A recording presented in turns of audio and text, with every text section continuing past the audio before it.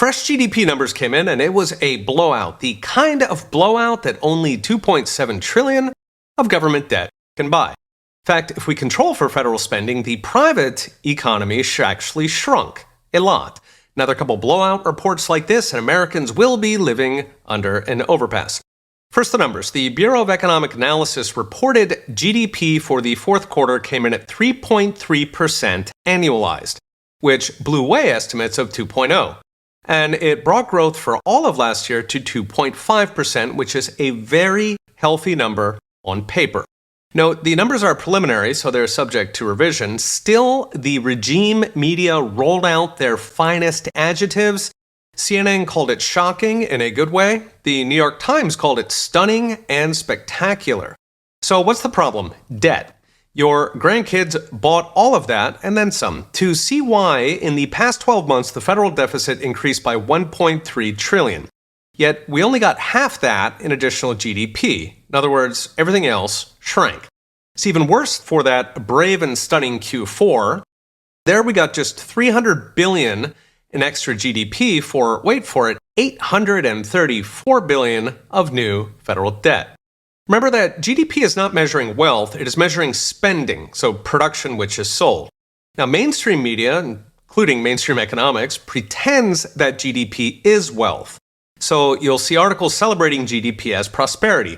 And that's close enough when it's private firms or individuals producing more to sell more. That indeed is a very good proxy for the country getting richer.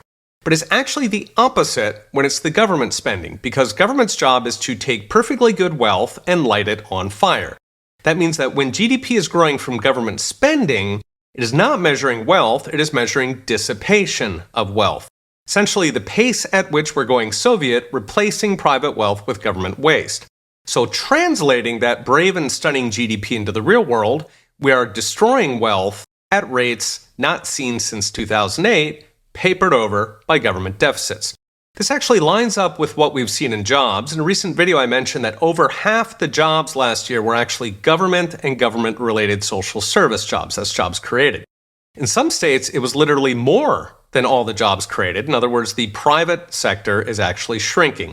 All those government jobs, of course, are unproductive. They're not making us more prosperous as a society. On the contrary, they're taking wealth earned from productive activities and squandering them on vote buying or worse. So just think of the wealth destruction footprint of a single EPA bureaucrat. So what's next? Brought to you by Unchained.com. The lapdog media will keep playing along with the government statisticians and the gaslighting academics. They'll keep trashing regular Americans for posting our grocery bills and mortgage payments, praying they can maintain the illusion long enough for the next election. Fortunately, there are millions of us who can see the emperor is buck naked. Read the whole article with charts and all at profsatange.com. Okay, we'll be watching. See you next time.